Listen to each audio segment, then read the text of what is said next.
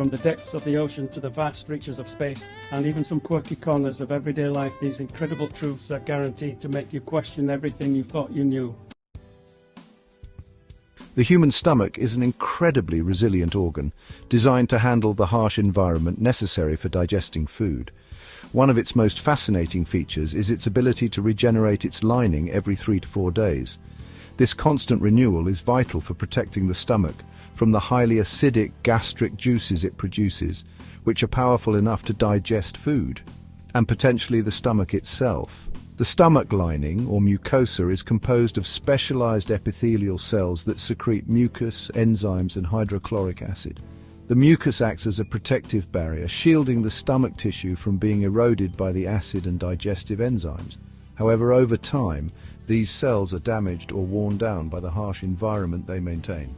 To ensure the stomach continues to function without sustaining lasting damage, the body rapidly replaces these cells through a process of cell division and regeneration. This renewal process is a testament to the body's remarkable ability to maintain balance and repair itself. Without it, the stomach would be prone to developing ulcers or other issues caused by acid damage. Conditions like gastritis and peptic ulcers often occur when this regeneration process is disrupted or overwhelmed, highlighting its critical role in maintaining gastrointestinal health. The constant turnover of the stomach lining is also a reason why some medications, like non-steroidal anti-inflammatory drugs or NSAIDs, can cause stomach irritation. These drugs can interfere with the production of the protective mucus, leaving the lining vulnerable until it regenerates. This underscores the importance of this natural cycle in keeping the stomach functioning optimally. In essence, the stomach's ability to replace its lining every few days is a remarkable example of the human body's adaptability and self-preservation mechanisms, ensuring that it remains capable of digesting food without damaging itself. The claim that a sneeze can travel up to 100 miles per hour is a fascinating, often cited statement about the human body's reflexive processes. Sneezing or sternutation is a natural mechanism designed to clear irritants such as dust, pollen or mucus from the nasal passages. When triggered, the body launches a rapid and coordinated response involving the respiratory muscles, diaphragm and throat to expel air forcefully through the nose and mouth. The idea that a sneeze can travel at speeds of up to 100 miles per hour, while widely shared, has been debated among scientists. Studies have shown that the velocity of a sneeze is highly variable and depends on factors like the individual's lung capacity, health, and the force of the expulsion. In many cases, the actual speed of a sneeze is likely closer to 30 to 40 miles per hour, though exceptionally strong sneezes might occasionally approach higher speeds. The speed of a sneeze is not its only impressive feature. A sneeze can expel droplets laden with microorganisms and particles over significant distances. These droplets can travel as far as 20 to 25 feet, depending on environmental conditions like airflow and humidity. This characteristic underscores the importance of covering sneezes with a tissue or elbow to minimize the spread of germs, particularly during cold and flu season or pandemics. Overall, while the claim of 100 miles per hour sneezes captures the imagination, it's essential to view it as a rough estimate rather than a universal truth. Regardless of the exact speed, sneezing serves as a powerful and effective defense mechanism to protect the respiratory system.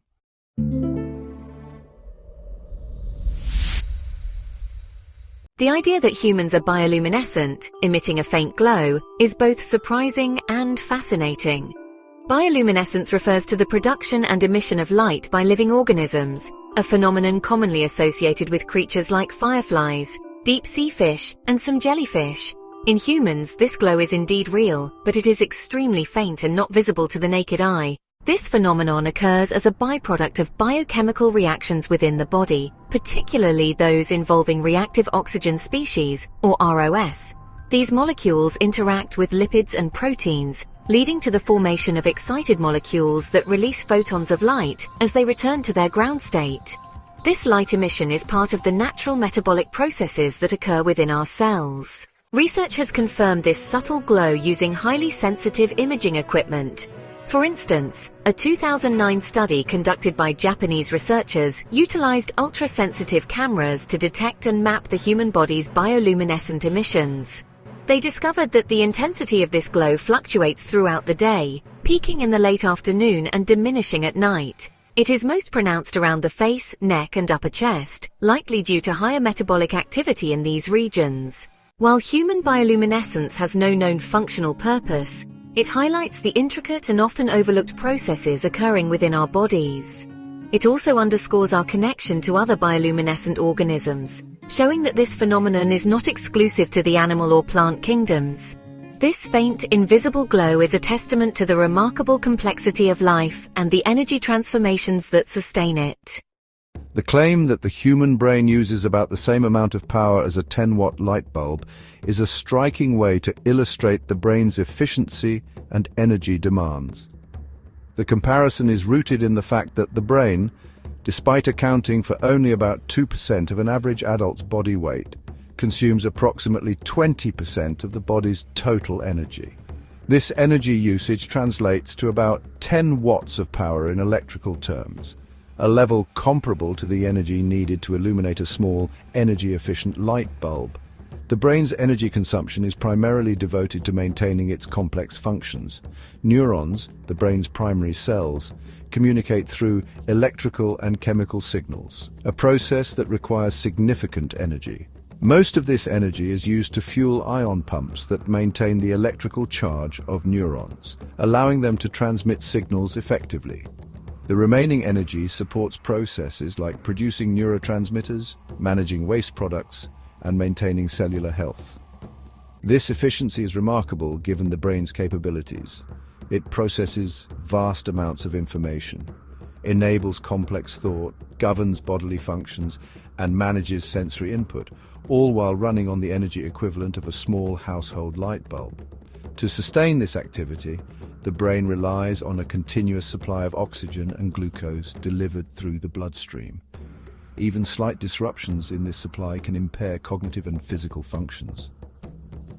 The comparison to a 10-watt bulb also serves as a metaphor for the brain's sophistication and adaptability. While a light bulb simply emits light, the brain orchestrates intricate processes that define human experience. This highlights the elegance of biological systems and their ability to achieve high performance with minimal energy. The fact that such a small amount of power drives the seat of human consciousness and creativity underscores the brain's extraordinary design and functionality. The phenomenon of being taller in the morning than at night is a fascinating example of how our bodies interact with gravity throughout the day. This height difference, which can range from a few millimeters to as much as a centimeter, occurs due to the compression and decompression of the intervertebral discs in the spine. The spine consists of vertebrae separated by intervertebral discs, which are gel-like cushions that act as shock absorbers and provide flexibility to the spine. These discs are composed primarily of water, making them highly elastic. During the day, as we stand, sit, and engage in various activities, the weight of the body and the force of gravity compress these discs. This compression forces some of the fluid out of the discs, reducing their thickness and in turn slightly shortening our overall height. When we lie down to sleep at night, the pressure on the spine is significantly reduced. In this horizontal position, the discs have the opportunity to rehydrate and regain their original thickness as fluid is reabsorbed. By morning, this process restores the lost height, leaving us slightly taller when we wake up. This daily fluctuation in height is entirely normal and does not indicate any health issues. However, it can vary depending on factors such as age, hydration levels, and physical activity. For instance, younger individuals may experience a more noticeable height difference because their discs are more hydrated and elastic compared to those of older adults, whose discs may lose some of their water content and elasticity over time. This phenomenon serves as a reminder of the dynamic nature of the human body and its constant interaction with environmental forces. It also underscores the importance of maintaining spinal health through good posture, regular exercise, and staying hydrated to support the spine's natural ability to function and recover.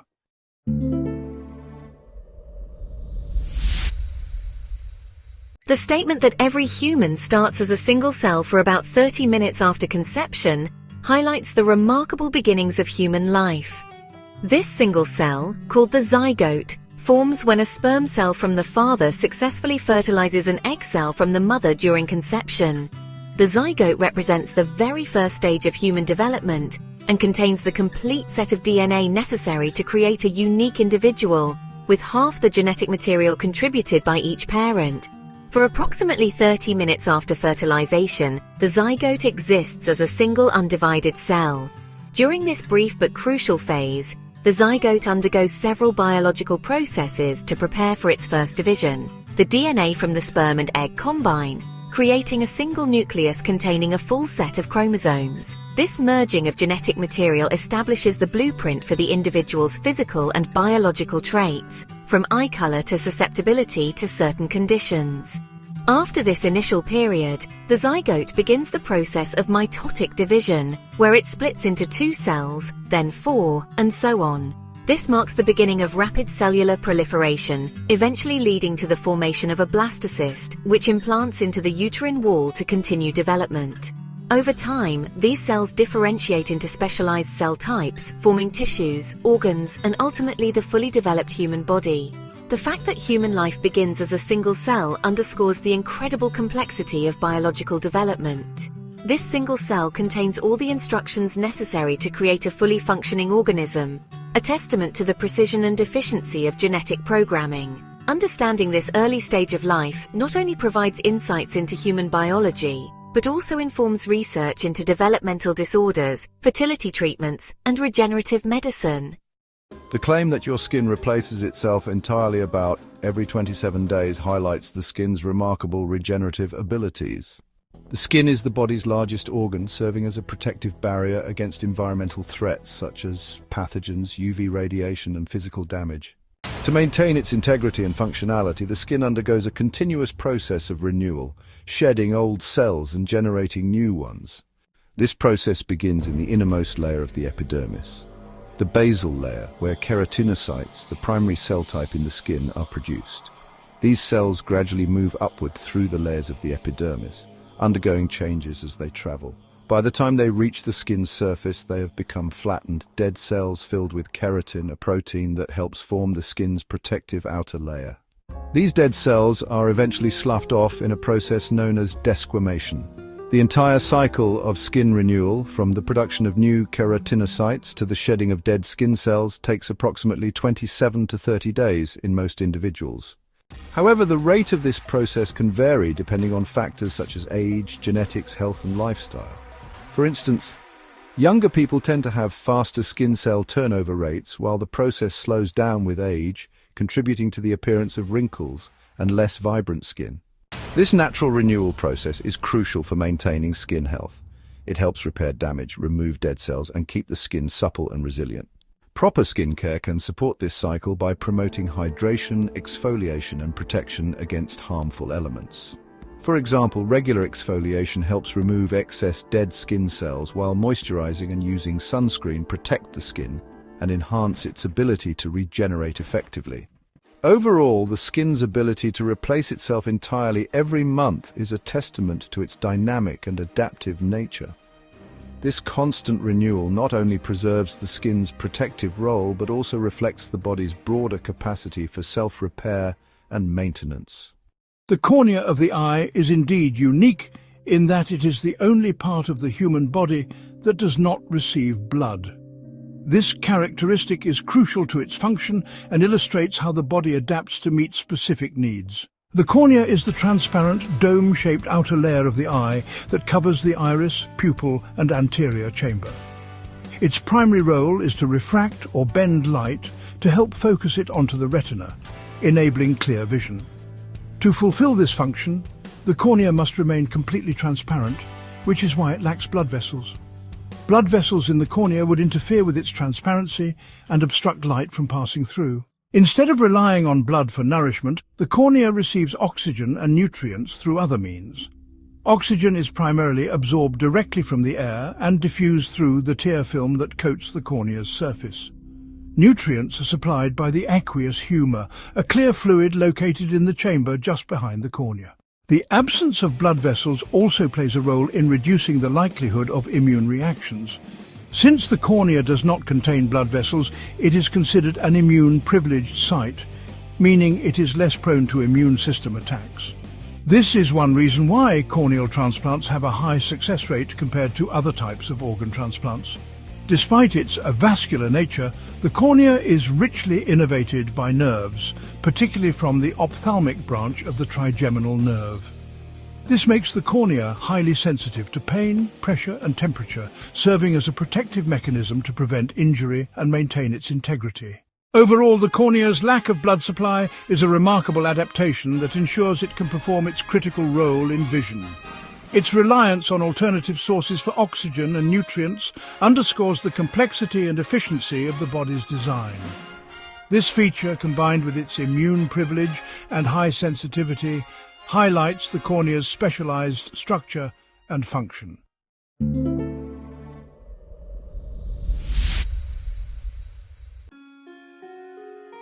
The statement that earwax is technically a type of sweat is a surprising but accurate fact rooted in the biology of the glands responsible for its production.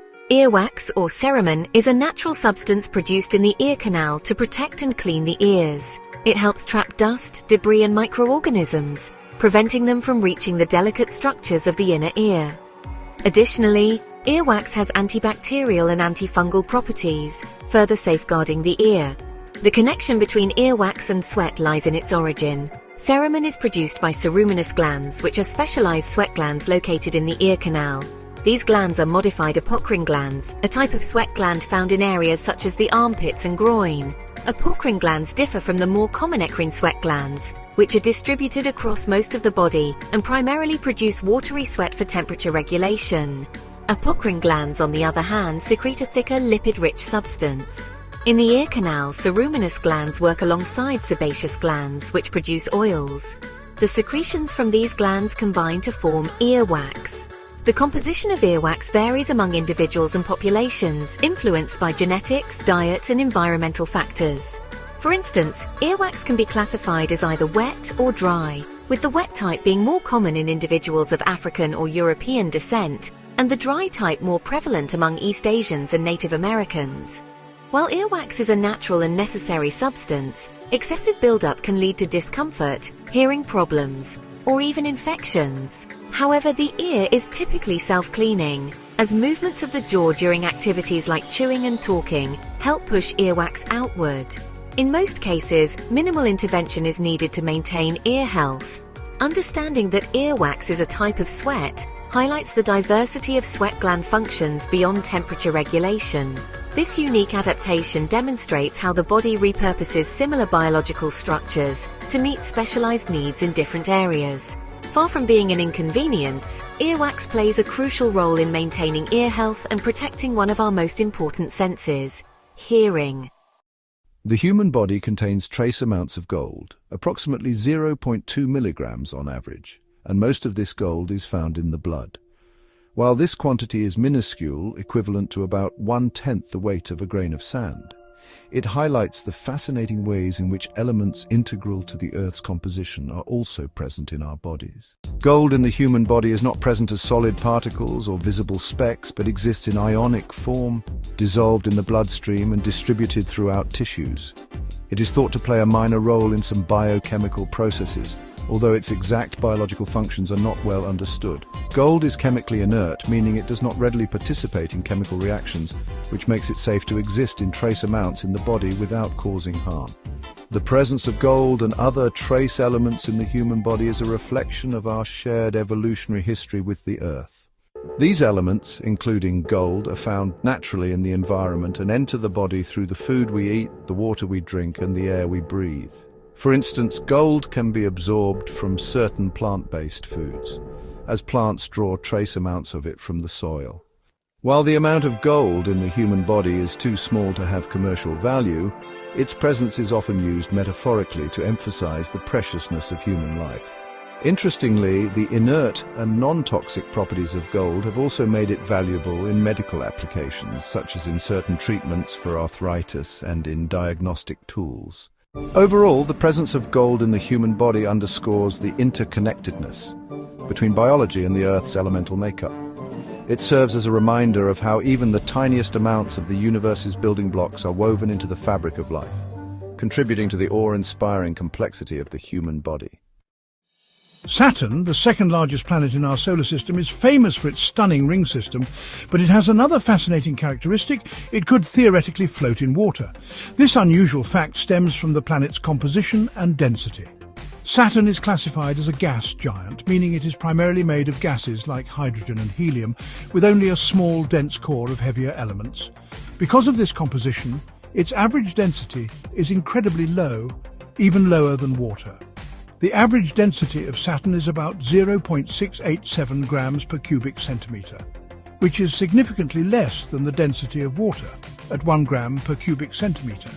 This means that if there were an ocean large enough to hold Saturn, the planet would indeed float, much like an ice cube in a glass of water. However, this is of course a purely hypothetical scenario, since such a vast body of water doesn't exist in the universe as we know it.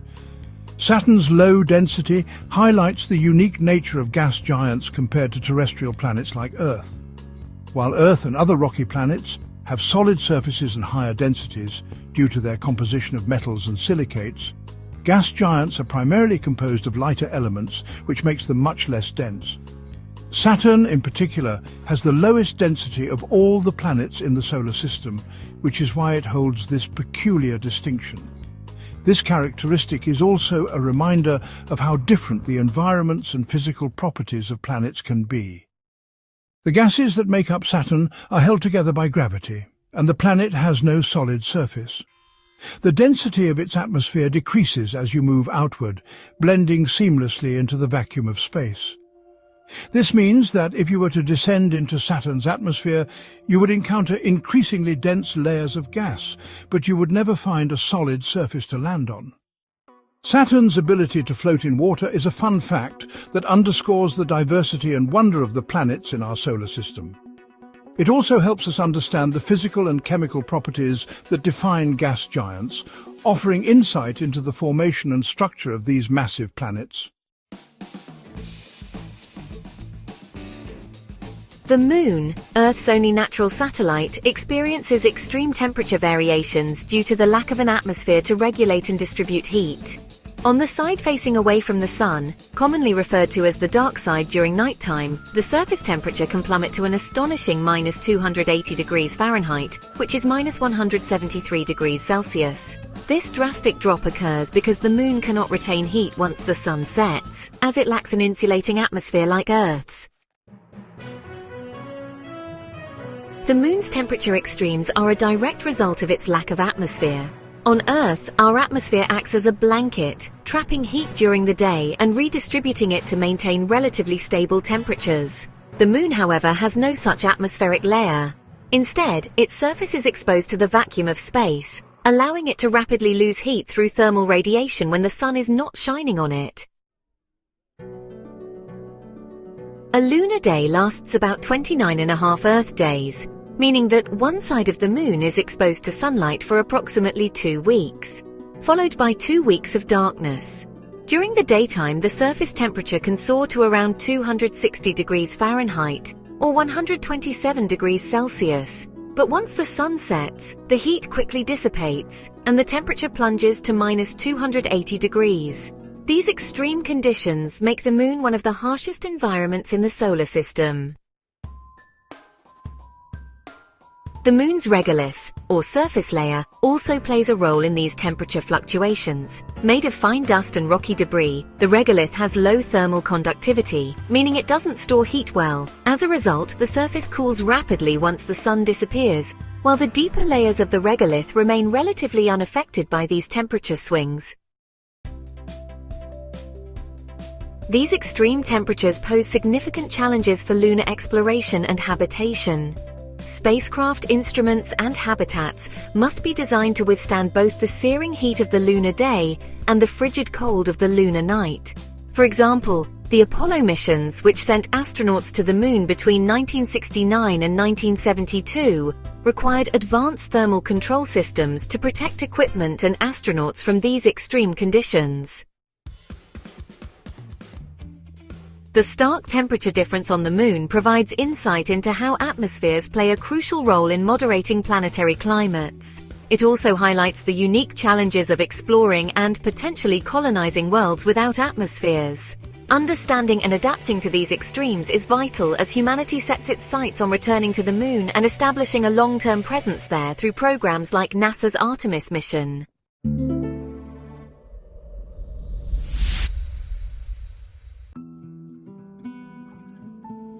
Saturn's North Pole is home to one of the most fascinating and mysterious weather phenomena in the solar system, a giant, hexagon-shaped storm. First discovered by the Voyager spacecraft during their flybys in the early 1980s and later studied in greater detail by NASA's Cassini spacecraft, this massive storm has captivated scientists for decades due to its unusual geometric shape and immense scale.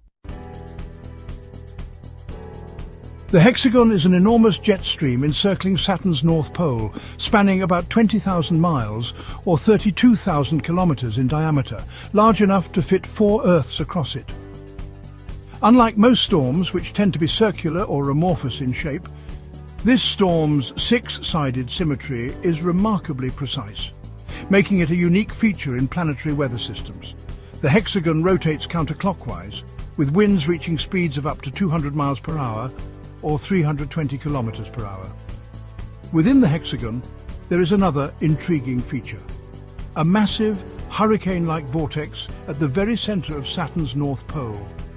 This vortex has a clearly defined eye and towering clouds, resembling hurricanes on Earth, but much larger and more intense. The exact cause of the hexagonal shape is still a subject of scientific investigation, but researchers believe it is related to the dynamics of Saturn's atmosphere. One leading theory suggests that the hexagon is a standing wave pattern created by differences in wind speeds at various latitudes. Laboratory experiments have shown that when fluids are rotated at different speeds, polygonal shapes can form, lending support to this hypothesis.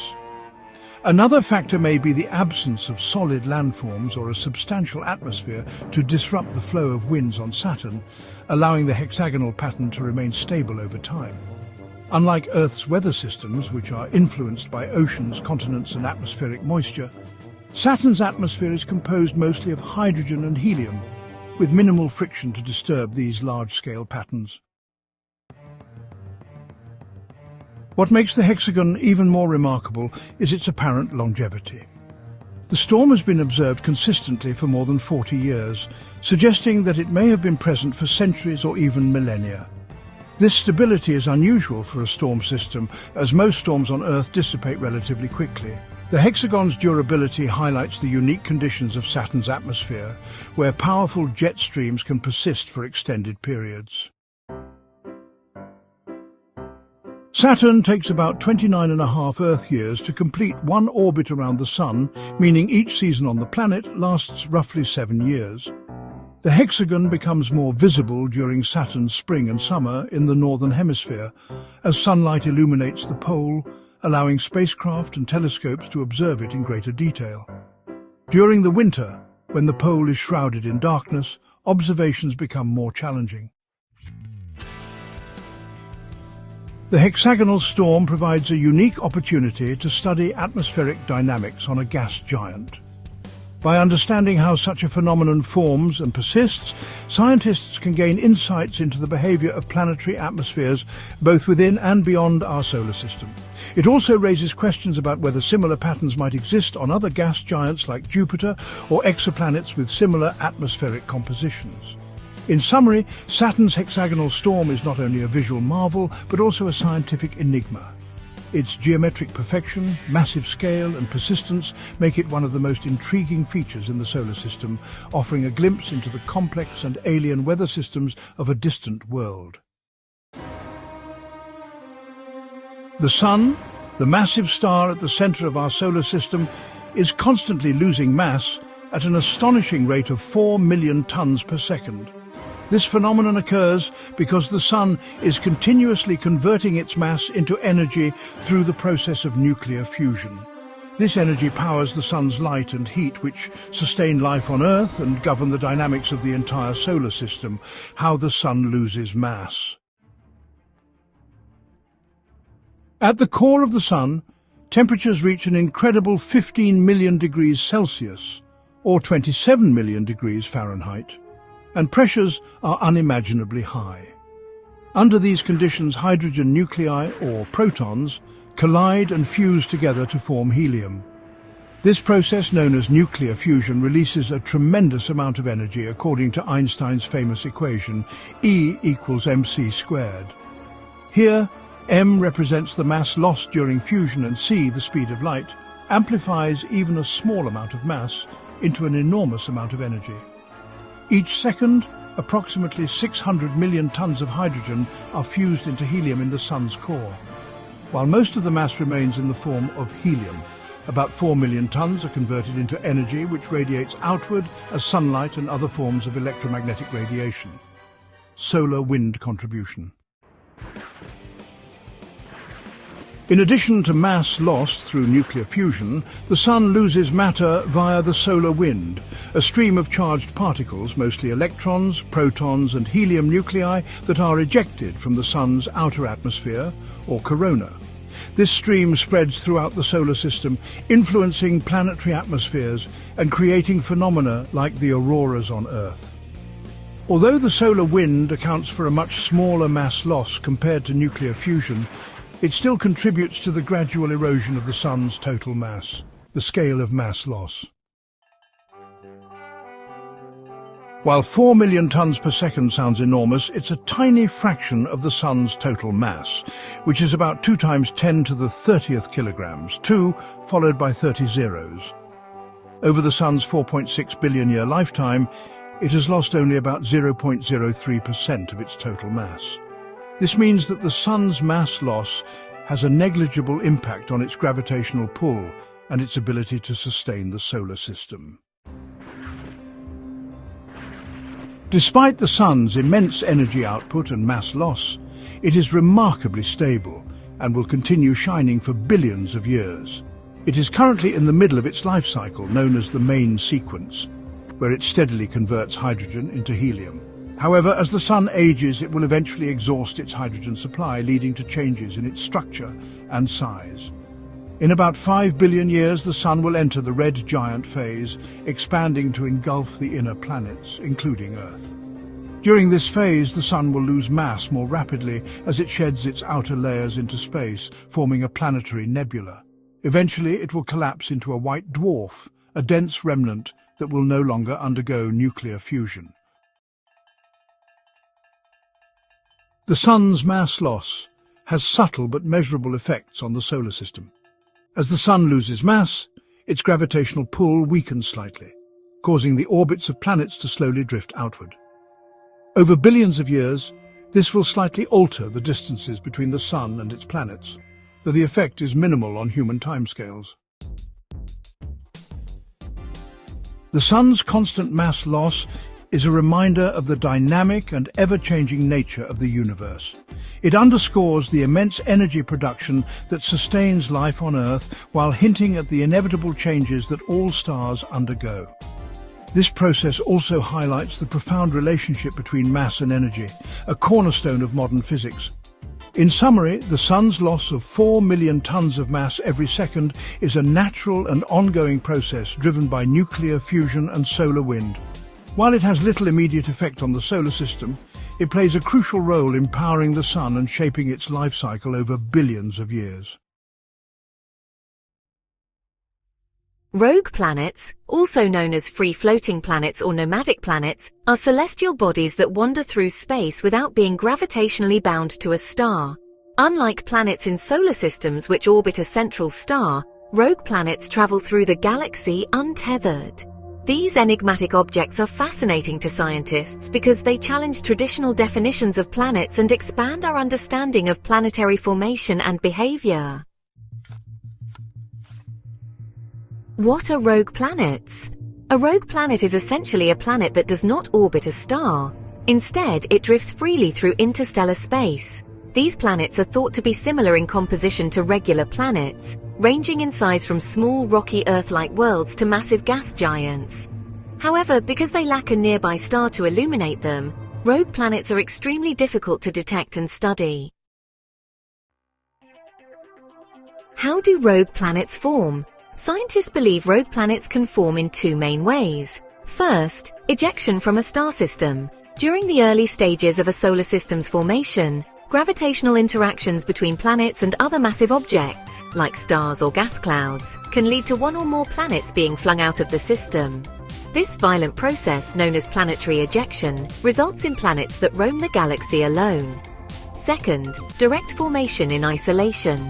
Some rogue planets may form directly in interstellar space, much like stars do. In this scenario, a cloud of gas and dust collapses under its own gravity, but it doesn't gather enough mass to ignite nuclear fusion, which is the process that turns stars into luminous bodies. Detection and challenges.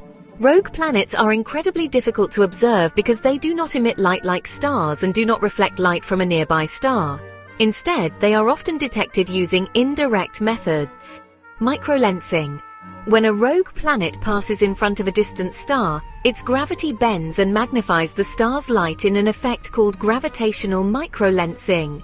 This allows astronomers to infer the presence of the planet. Infrared observation. Rogue planets may emit faint infrared radiation due to residual heat left over from their formation, which can be picked up by specialized telescopes.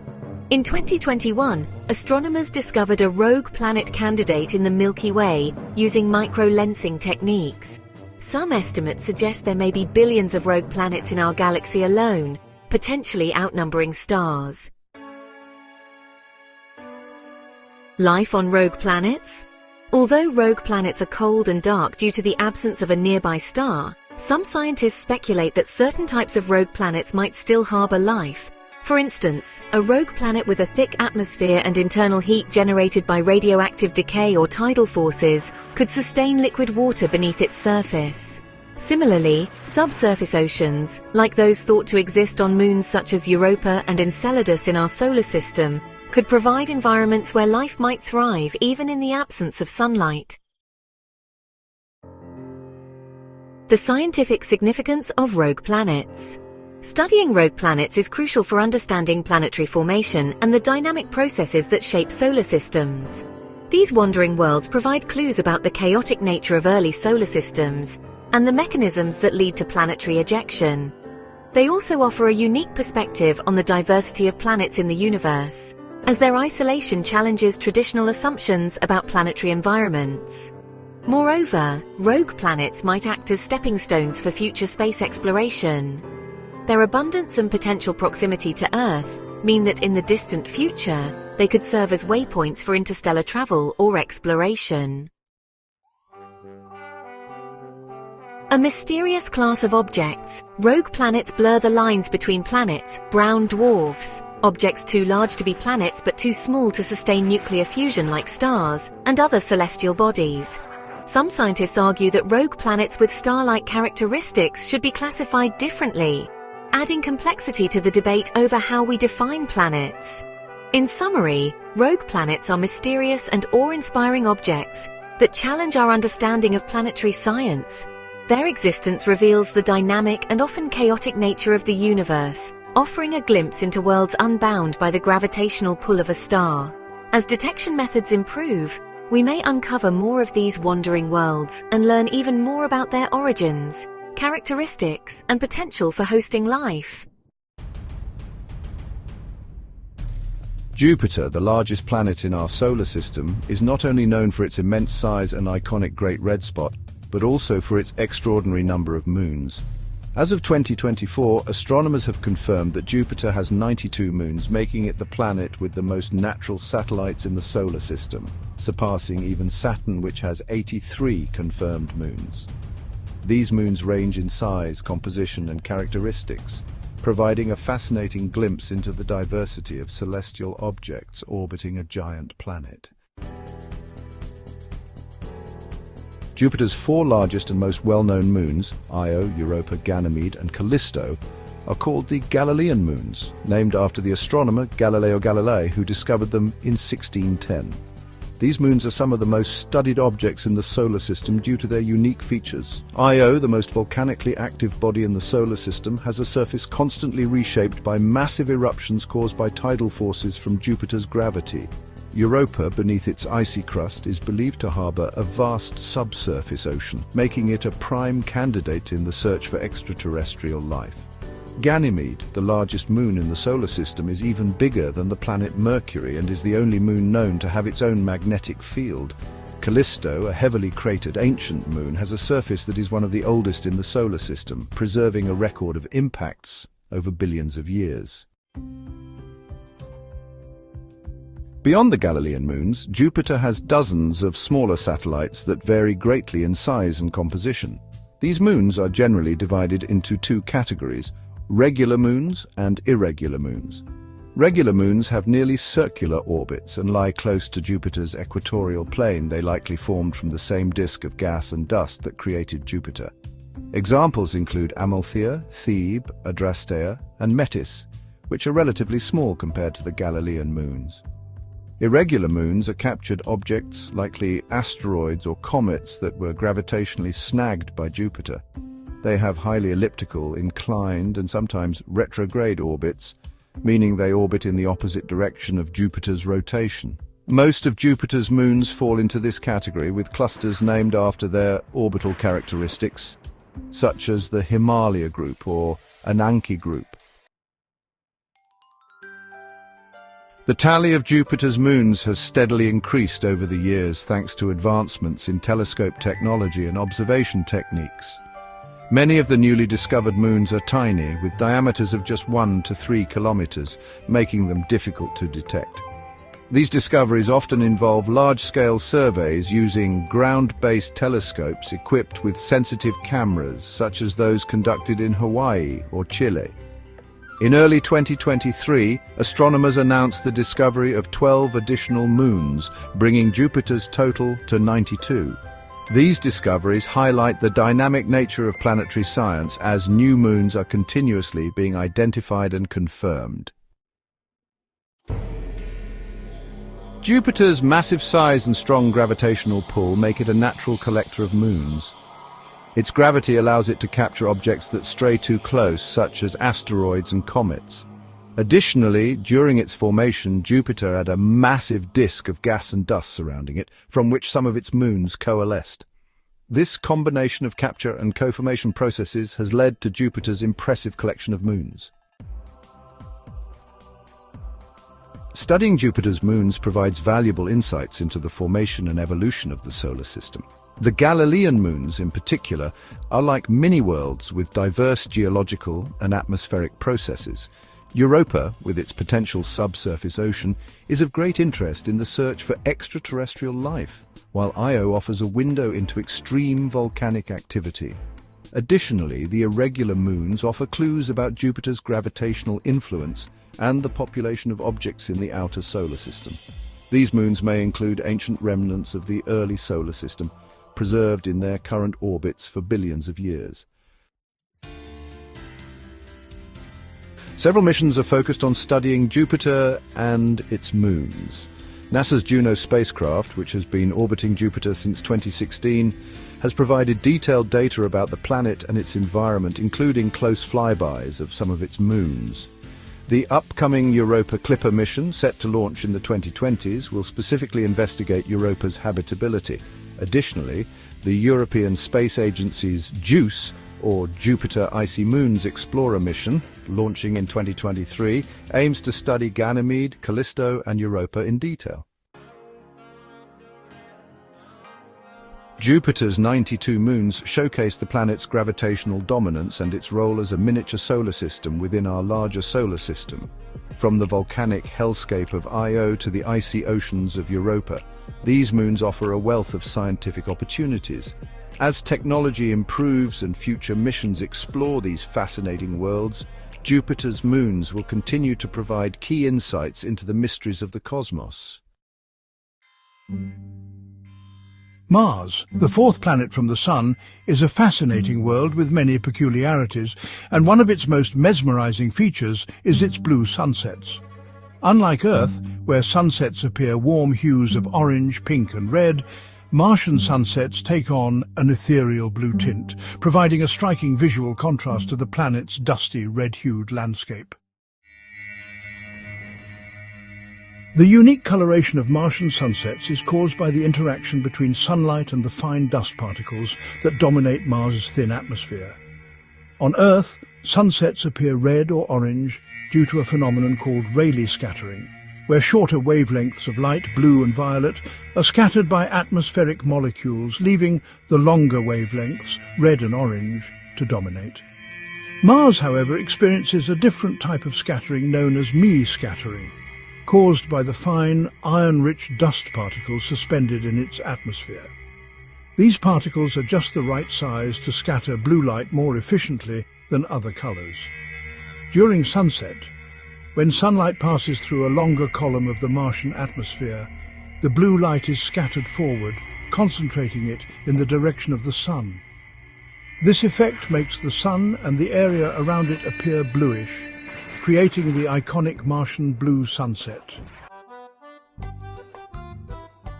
Mars's atmosphere is incredibly thin, about 1% the density of Earth's, and is composed mostly of carbon dioxide, 95%.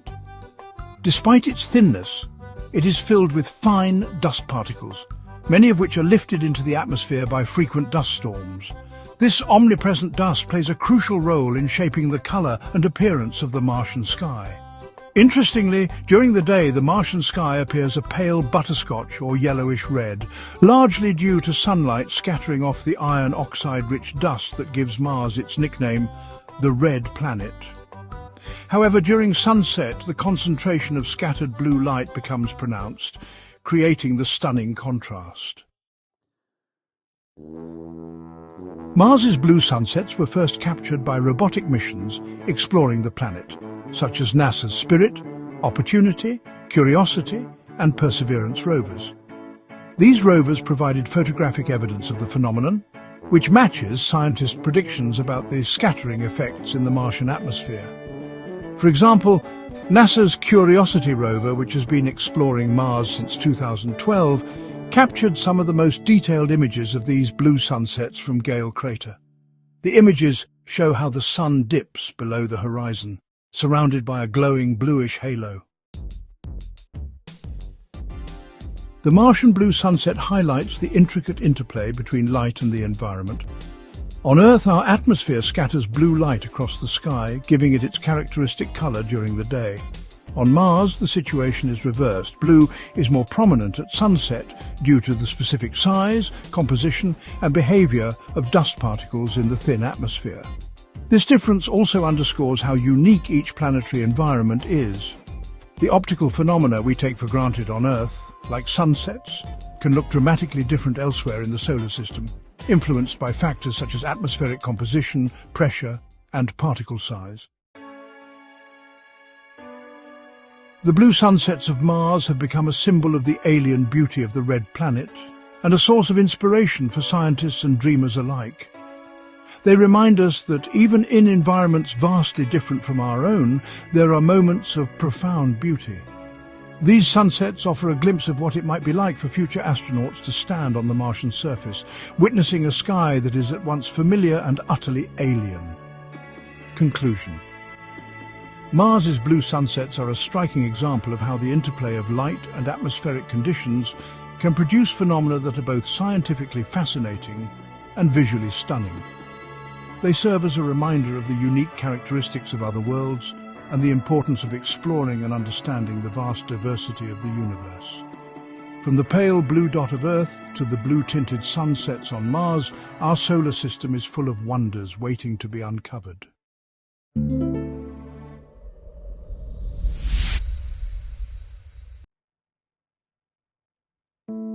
The phenomenon of a star being stretched into spaghetti if it passes too close to a black hole is a dramatic and scientifically fascinating process known as spaghettification or tidal disruption. This effect highlights the immense gravitational forces that black holes exert on their surroundings and provides a glimpse into the extreme environments near these cosmic giants.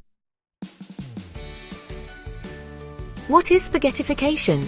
Spaghettification refers to the extreme stretching and elongation of an object, such as a star, caused by the intense tidal forces near a black hole.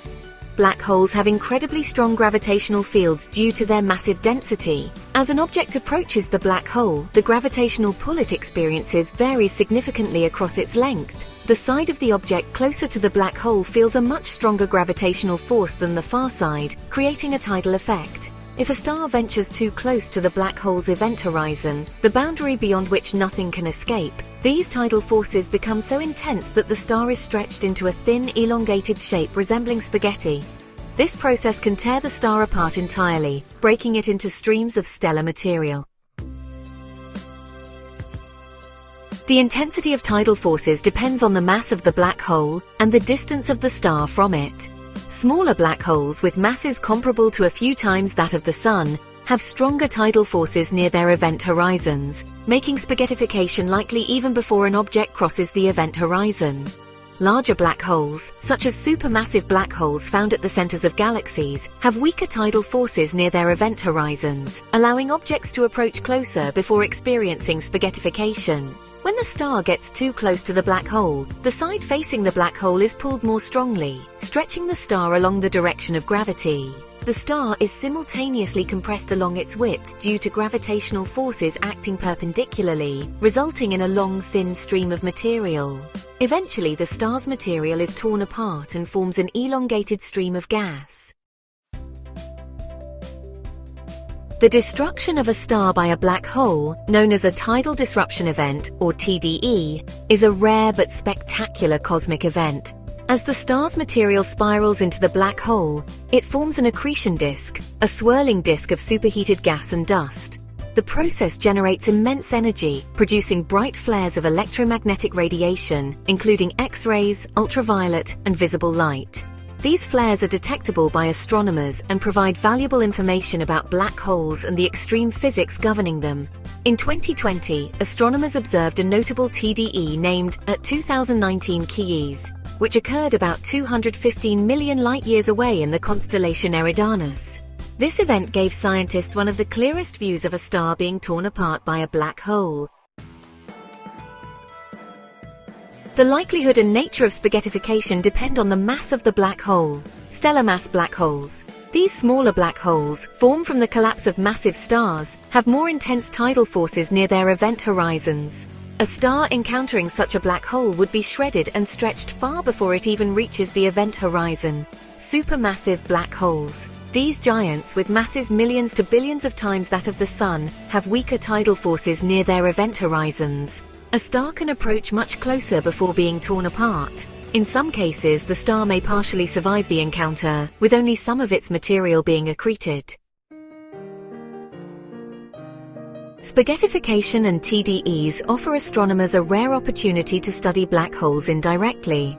Since black holes themselves emit no light, observing the bright flares caused by TDEs allows scientists to learn about the mass and spin of black holes, the behavior of matter under extreme gravitational forces, and the processes governing accretion disks and energy generation near black holes. These events also help confirm predictions made by Einstein's general theory of relativity, particularly regarding the effects of extreme gravity on matter and light. The spaghettification of a star serves as a striking reminder of the immense power of black holes, the most extreme objects in the universe. It showcases how gravity, one of the fundamental forces of nature, can dominate and shape the behavior of matter on an astronomical scale. For a star, an encounter with a black hole marks its ultimate demise, but for astronomers, it illuminates some of the deepest mysteries of the cosmos. Spaghettification is a dramatic and fascinating phenomenon that exemplifies the incredible forces at play near black holes. While terrifying in its implications, it provides invaluable insights into the workings of the universe and the extreme conditions that define black hole environments. Each tidal disruption event observed offers a rare chance to study these enigmatic cosmic monsters, advancing our understanding of space, time, and gravity. Alpha Centauri, the closest star system to Earth, is a fascinating and complex celestial neighbour. Situated just over 4.37 light-years away from our solar system, It is a three-star system consisting of Alpha Centauri A, Alpha Centauri B, and Proxima Centauri. Despite its proximity in cosmic terms, the distance underscores the vast scale of interstellar space, as light traveling at 186,000 miles per second takes over 4 years to reach us from this system. The Alpha Centauri system consists of 3 distinct stars, Alpha Centauri A and B. These 2 stars form a binary pair orbiting each other in a shared gravitational dance. Alpha Centauri A is a G-type star similar to our Sun, slightly larger and brighter. Alpha Centauri B is a K-type star slightly smaller and cooler than the Sun. They orbit each other at an average distance of about 11 astronomical units, roughly the same distance as Saturn is from the Sun. Proxima Centauri. This is the smallest and faintest of the 3 stars. It is a red dwarf star located about 0.22 light-years from Alpha Centauri A and B. Proxima Centauri is the closest individual star to Earth at a distance of 4.24 light-years. Proxima Centauri is particularly intriguing because it has at least 2 known planets, Proxima b, a rocky exoplanet located in the star's habitable zone, where temperatures might allow for liquid water to exist on its surface. Proxima b is only slightly larger than Earth and has sparked considerable interest as a potential location for extraterrestrial life. Proxima c, a larger, possibly gaseous planet with a much wider orbit, making it unlikely to support life as we know it. Proxima Centauri is a flare star, meaning it experiences sudden and intense bursts of radiation. These stellar flares could pose challenges for life on any planets within its system, as they might strip away atmospheres or irradiate the surface. Challenges of interstellar travel. Despite being the closest star system, traveling to Alpha Centauri is a daunting challenge due to the immense distances involved. At current spacecraft speeds, it would take tens of thousands of years to reach the system. For example, NASA's Voyager 1, traveling at about 38,000 miles per hour, would take over 70,000 years to reach Alpha Centauri. Proposed technologies like the Breakthrough Starshot project aim to send tiny laser-propelled spacecraft to Alpha Centauri at a significant fraction of the speed of light, potentially reducing travel time to just a few decades. Scientific importance of Alpha Centauri. Alpha Centauri holds a special place in the search for life and understanding of planetary systems. Its proximity makes it a prime target for telescopes and future interstellar missions. Scientists hope to study Proxima b and other potential planets for signs of habitability. They also aim to observe the system's dynamics to better understand the formation and evolution of planetary systems. The James Webb Space Telescope, along with other upcoming observatories, may provide more detailed information about the atmospheres and compositions of planets in the Alpha Centauri system. Cultural significance. Alpha Centauri has long captured the human imagination, serving as a backdrop for countless works of science fiction. It represents the closest step on humanity's journey toward exploring the galaxy and symbolizes the vastness and possibilities of the cosmos.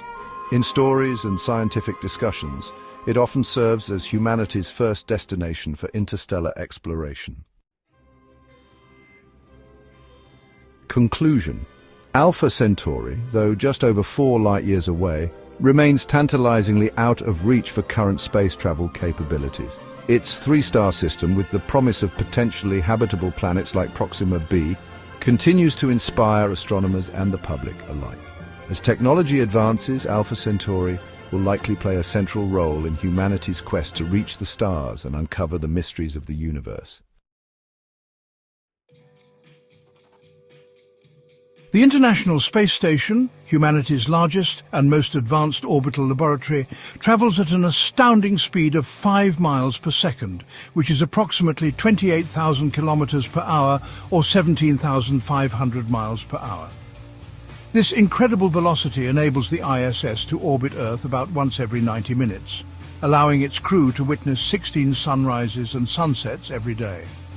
The station's rapid speed is crucial for maintaining its orbit and countering the gravitational pull of Earth. The high speed of the ISS is a result of the delicate balance required to maintain orbit around Earth. The ISS is essentially in a state of free fall, continuously falling toward the planet, but moving forward so quickly that it keeps missing the surface. This phenomenon is known as orbital motion. At an altitude of approximately 400 kilometers or 250 miles above Earth's surface, the ISS must travel at this speed to generate sufficient centrifugal force to counteract Earth's gravitational pull. If the ISS were to slow down, it would descend and eventually burn up in the atmosphere. Conversely, if it traveled too fast, it would escape Earth's gravity altogether. The speed of the ISS is governed by the principles of orbital mechanics, specifically Newton's laws of motion and the law of universal gravitation. To stay in a stable low Earth orbit, the ISS must maintain a precise balance between its velocity and the gravitational force acting on it. Gravitational force pulls the ISS toward Earth, while forward velocity ensures that the ISS moves along a curved trajectory, effectively falling around the planet rather than into it. This balance allows the ISS to orbit Earth without the need for continuous propulsion, relying instead on its momentum and occasional adjustments by on-board thrusters to counteract minor drag from the upper atmosphere. Living and working on the ISS at such high speeds is an extraordinary experience for astronauts. From their perspective inside the station, they do not feel the speed because everything around them is moving at the same velocity. However, the effects of the rapid orbit are evident: multiple sunrises and sunsets. The crew experiences a complete day-night cycle every 90 minutes, which can disrupt circadian rhythms. To counter this, astronauts follow a carefully planned schedule based on Coordinated Universal Time, or UTC, rapid travel around the globe. The ISS crosses continents and oceans in mere minutes, allowing astronauts to observe geographical and meteorological phenomena on a global scale. The station's incredible speed also enables it to serve as a unique platform for scientific research, offering opportunities to study microgravity, Earth's atmosphere, and cosmic phenomena in real time. While the ISS's velocity is essential for maintaining orbit, it also presents challenges. Debris hazards. Even small pieces of space debris, traveling at comparable speeds, pose significant risks. The kinetic energy of an object increases exponentially with speed, making even a paint chip potentially destructive. To mitigate this, the ISS is equipped with protective shielding and can perform collision avoidance maneuvers to evade larger debris. Atmospheric drag. Although the ISS orbits above most of Earth's atmosphere, it encounters trace amounts of air particles that create drag and gradually lower its altitude. Periodic reboosts using thrusters or visiting spacecraft help maintain its orbit. The ISS's incredible speed means it crosses the sky in just a few minutes, appearing as a bright, fast-moving point of light. Enthusiasts can track its location using apps or websites to observe it during favorable passes. Its speed and orbit make it one of the most easily visible artificial objects in the night sky. The ISS's rapid speed is not just a technical necessity. It is also symbolic of the cutting-edge collaboration and innovation that the station represents. As an international partnership between agencies like NASA, Roscosmos, ESA, JAXA and CSA, the ISS has become a hub for scientific discovery, technological development and global cooperation. Its velocity reflects humanity's determination to explore and push the boundaries of what is possible in space. Conclusion. Travelling at 5 miles per second, the International Space Station is a marvel of human engineering and scientific achievement. Its speed is essential for maintaining orbit and enables it to serve as a unique platform for research and discovery. Despite the challenges posed by its velocity, the ISS continues to provide invaluable insights into life in space and the universe beyond, inspiring humanity's journey into the cosmos.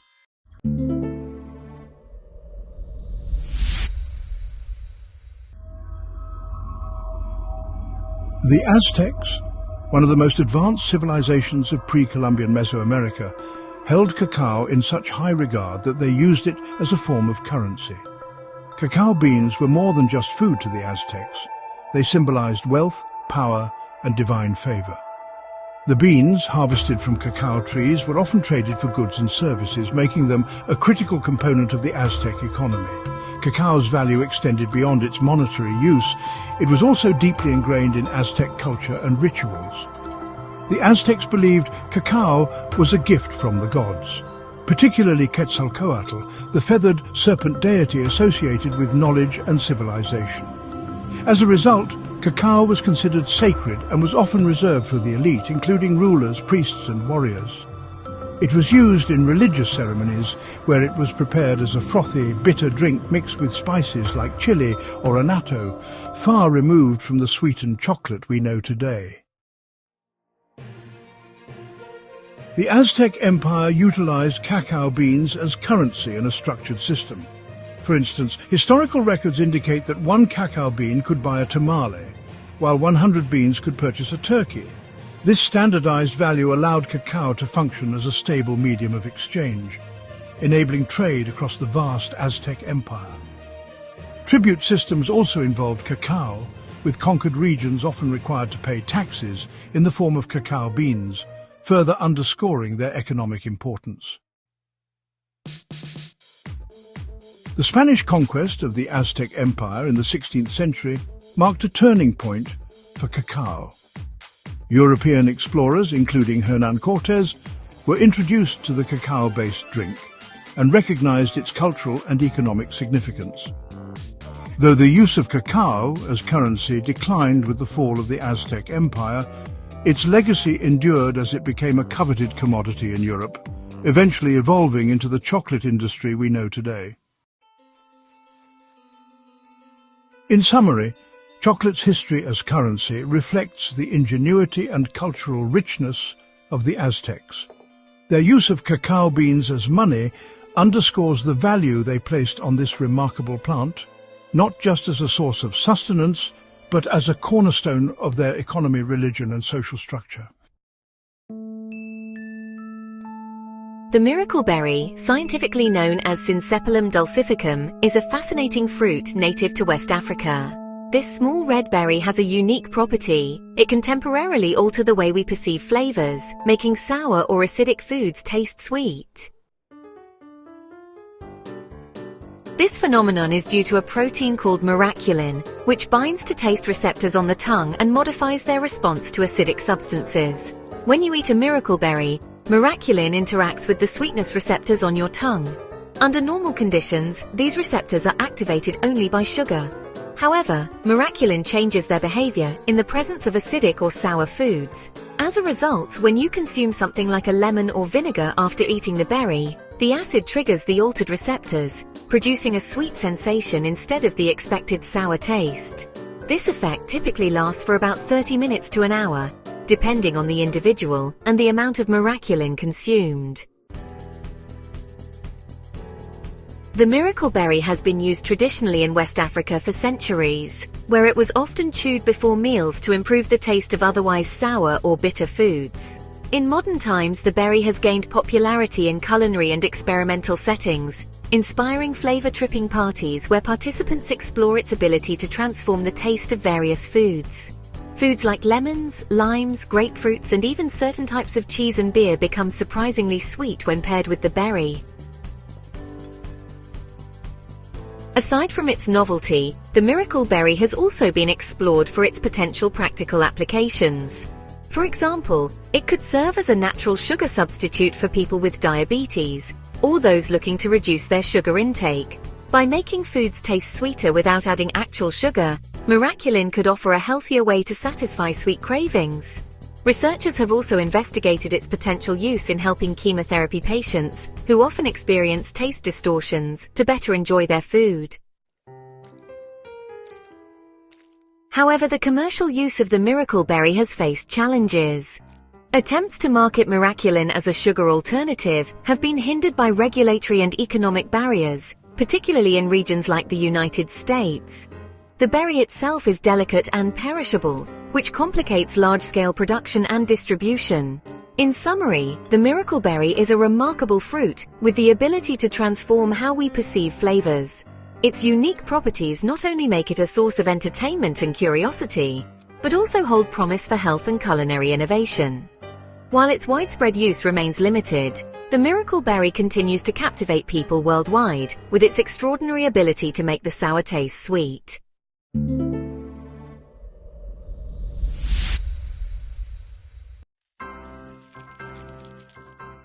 Potato chips, one of the world's most popular snack foods, were famously invented by accident in 1853.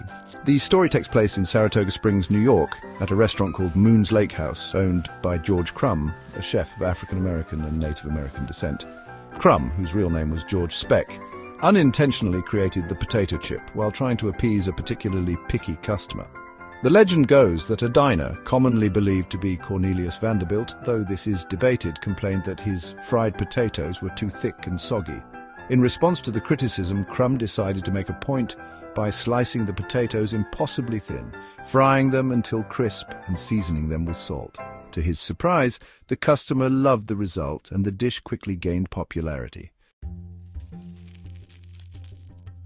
Originally known as Saratoga chips, the crispy, salty snack became a staple at Moon's Lake House and eventually spread beyond the region. Initially, potato chips were a luxury item, prepared fresh and served in restaurants or sold locally.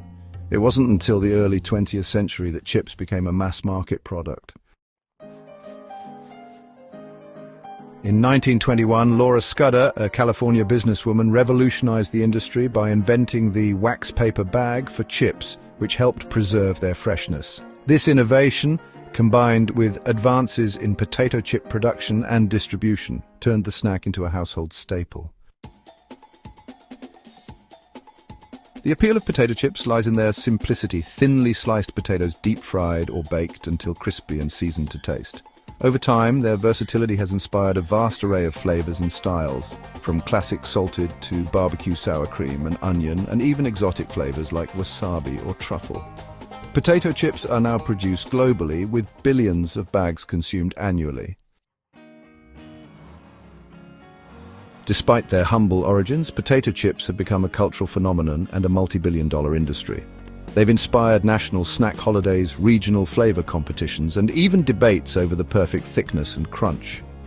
While George Crumb couldn't have imagined the worldwide impact of his accidental invention, his contribution to culinary history is undeniable. In summary, potato chips were born from a serendipitous moment in 1853, transforming a simple potato into a beloved snack. From a chef's playful retaliation to a dissatisfied customer, the potato chip's rise to global fame highlights the power of creativity and a little bit of luck. Some processed cheeses are legally classified as plastic in certain regulatory contexts due to their low dairy content and high levels of additives. This terminology may sound surprising or even unappetizing, but it refers to the food's texture and composition rather than being made of literal plastic. The term is often used in food science and industry regulations to describe cheeses that do not meet the criteria for being classified as real or natural cheese. Processed cheese products, such as cheese slices, spreads and blocks, typically contain less actual dairy than natural cheeses. Instead, they are made by blending cheese with emulsifiers, stabilizers, flavorings and other additives to achieve a uniform texture, extended shelf life and meltability. In some cases, these products contain only a small percentage of real cheese, with the remaining content made up of milk solids, oils and artificial ingredients. This results in a product that doesn't meet the legal or industry standards to be labelled as cheese, leading to classifications like cheese product or, in technical terms, plastic. One example is the widely recognized American cheese, often used in fast food and sandwiches. While marketed as cheese, Many of these products are actually pasteurized processed cheese food or pasteurized processed cheese product, depending on their specific composition. The distinction lies in the percentage of real cheese and other dairy ingredients they contain. If the percentage falls below a certain threshold, the product cannot legally be labelled simply as cheese. This classification exists to protect consumers and ensure transparency in food labelling. Regulatory agencies like the US Food and Drug Administration, or FDA, and similar bodies worldwide establish standards for what can and cannot be called cheese. These standards ensure that products labelled as cheese meet specific requirements for milk content, aging and preparation methods. While processed cheese products are sometimes criticised for their artificial ingredients, they remain popular due to their convenience, affordability and versatility. Their ability to melt smoothly makes them ideal for burgers, grilled cheese sandwiches and other dishes requiring a creamy, consistent texture. In summary, the classification of some cheeses as plastic highlights the differences between natural and processed cheese products. While the term might sound unappealing, it reflects the technical aspects of food labelling and composition. These products serve a purpose in modern diets, offering convenience and functionality, though their lower dairy content means they lack some of the qualities of traditional cheeses.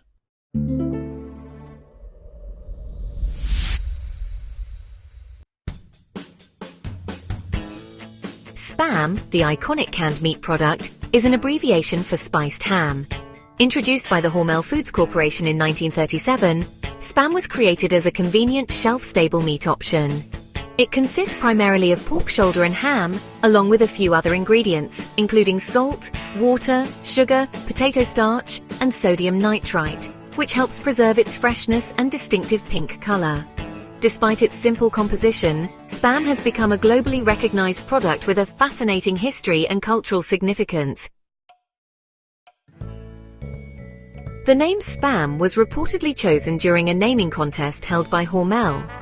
While spiced ham was the inspiration, the actual acronym has been the subject of playful speculation over the years, with some jokingly suggesting it stands for something posing as meat or special processed American meat.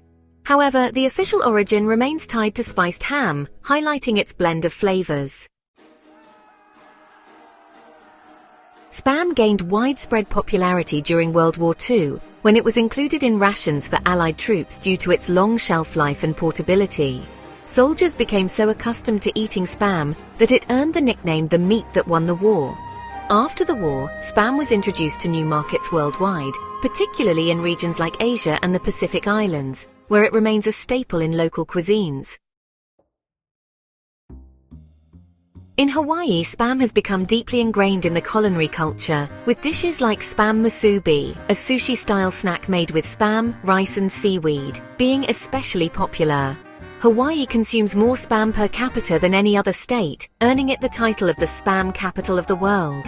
Other countries, such as South Korea, the Philippines and Japan, also embrace Spam in various recipes, from stews to fried rice.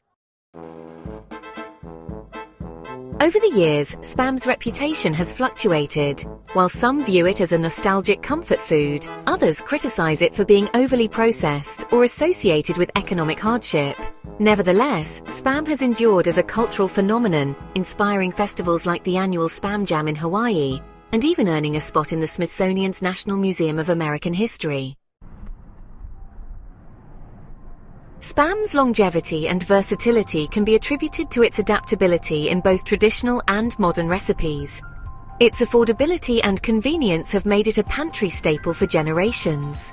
Whether fried for breakfast, served in a sandwich, or incorporated into gourmet dishes, Spam continues to hold a unique place in the global culinary landscape. In summary, Spam, short for spiced ham, has evolved from a wartime necessity to a beloved and sometimes polarizing food icon. Its blend of simplicity, utility, and cultural significance ensures that it remains a recognizable and enduring product worldwide.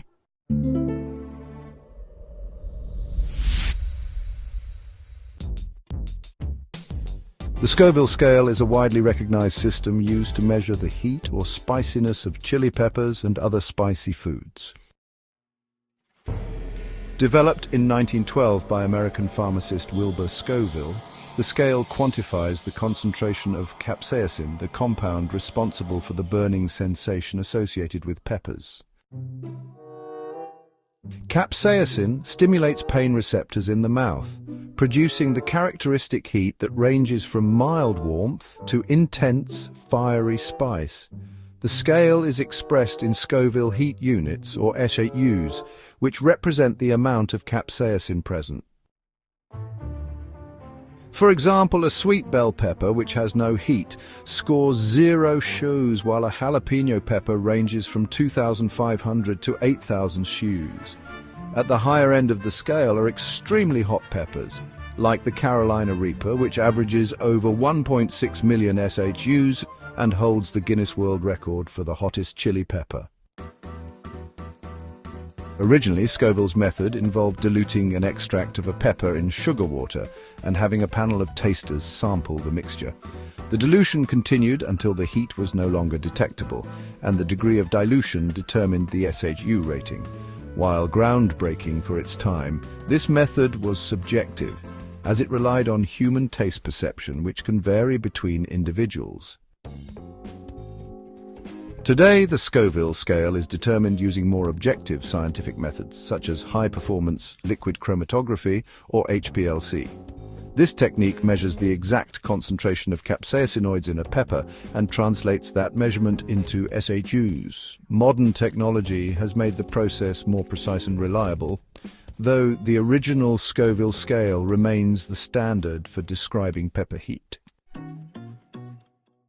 The Scoville scale has become an essential tool for chili enthusiasts, chefs, and food manufacturers. It helps consumers understand the heat level of peppers and spicy products, aiding in everything from recipe creation to competitive eating challenges. Additionally, it plays a role in non-culinary applications, as capsaicin is used in products like pepper spray for self-defense and in topical pain relief creams.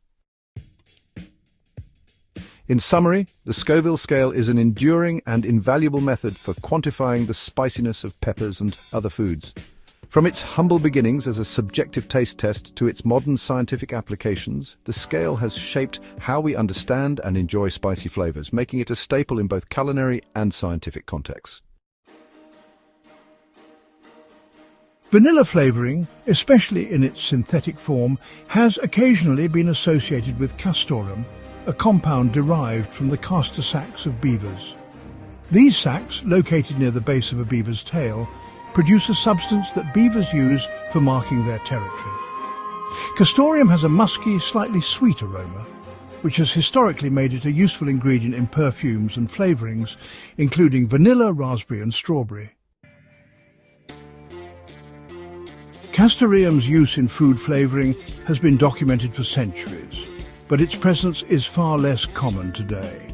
The compound is classified as a natural flavoring by the US Food and Drug Administration, FDA, meaning it can legally be included in foods without explicit labeling. However, its use in food is extremely rare due to the expense and difficulty of harvesting castoreum. Extracting the substance requires anesthetizing and carefully milking the beaver's castor sacs, a labor-intensive process that makes it impractical for large-scale food production. Most vanilla flavoring today comes from either natural vanilla beans or synthetic vanillin, the primary flavor compound in vanilla. Synthetic vanillin is typically derived from guaiacol, a compound found in wood or other sources like clove oil or lignin, a byproduct of the wood pulp industry. These methods are far more cost-effective and scalable than using castoreum, making them the preferred options for the food and beverage industry. While the idea of castoreum in vanilla flavoring often sparks curiosity or even alarm, its actual usage is negligible in modern food production.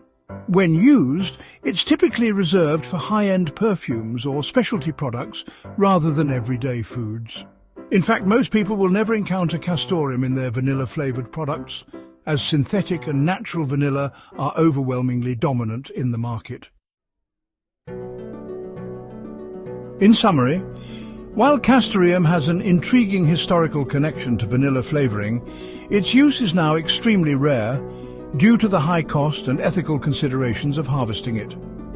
Advances in synthetic flavour production and widespread cultivation of vanilla beans have made castoreum virtually obsolete in the food industry, ensuring that your favourite vanilla-flavoured treats are more likely derived from plant-based or lab-produced sources.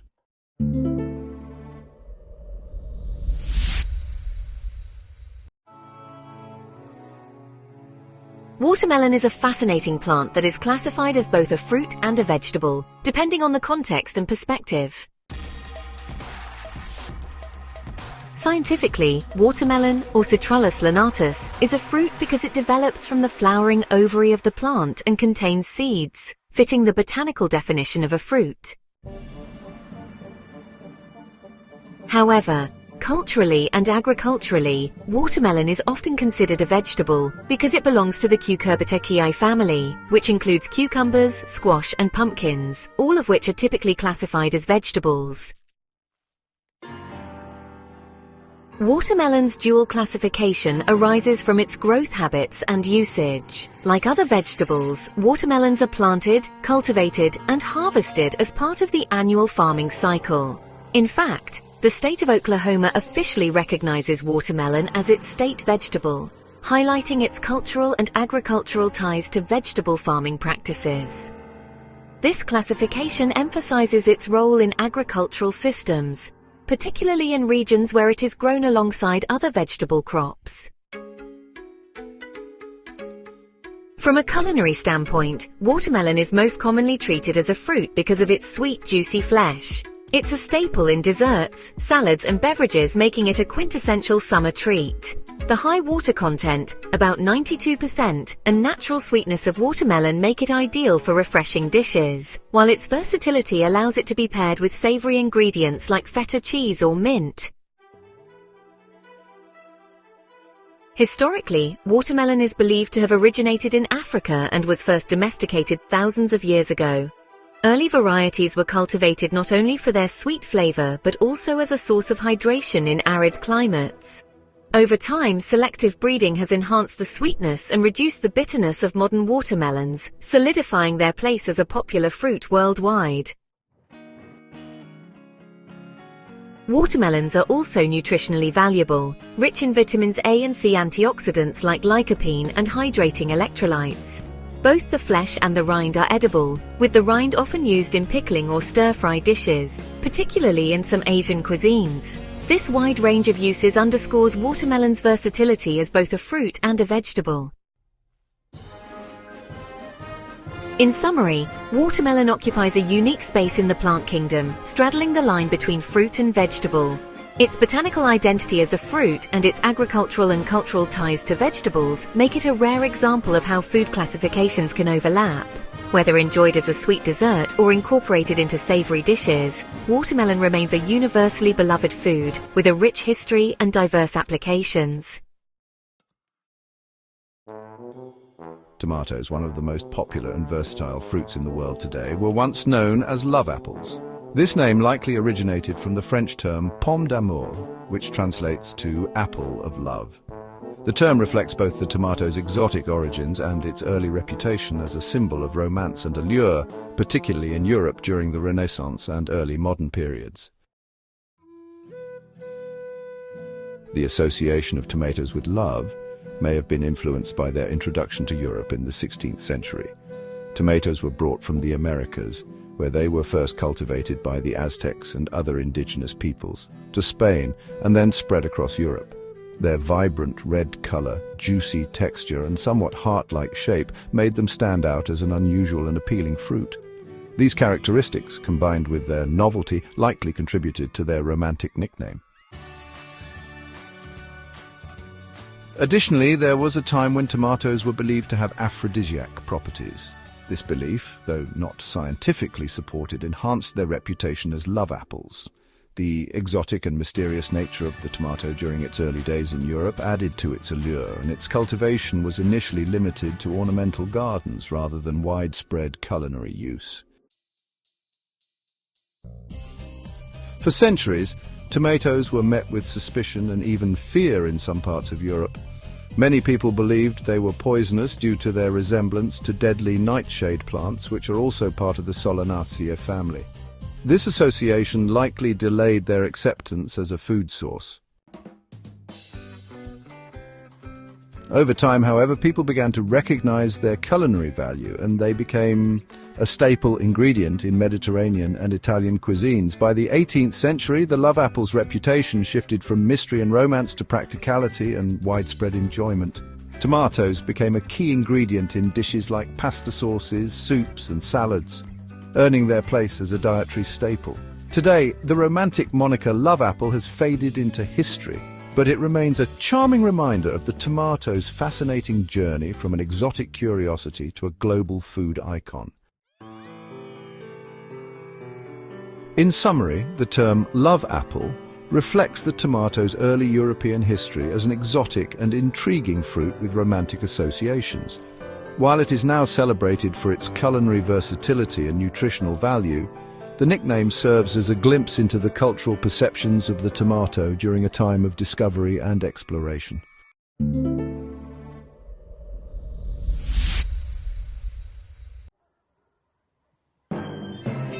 One of the world's most unusual and expensive coffees, known as civet coffee or Kopi Luwak, is made from coffee beans that have been eaten and excreted by civet cats. The process begins when a civet, a small nocturnal mammal native to Southeast Asia, consumes ripe coffee cherries. As the cherries pass through the civet's digestive system, enzymes in its stomach break down certain proteins in the beans, reducing their bitterness and imparting a unique flavor profile. After the beans are excreted, they are collected, thoroughly cleaned and roasted to create a smooth aromatic coffee with a distinctive taste. Kopi Luwak is often described as having a rich, earthy flavor with hints of caramel or chocolate. Its unique production process and scarcity have made it one of the most expensive coffees in the world, often selling for hundreds of dollars per pound. Civet coffee originated in Indonesia during the Dutch colonial period. Local farmers were prohibited from using coffee grown on colonial plantations, so they began collecting partially digested beans from civet droppings to process and brew their own coffee. Over time, the practice gained recognition for the coffee's unique taste, and Kopi Luwak eventually became a sought-after luxury product. However, the popularity of civet coffee has raised significant ethical and environmental concerns.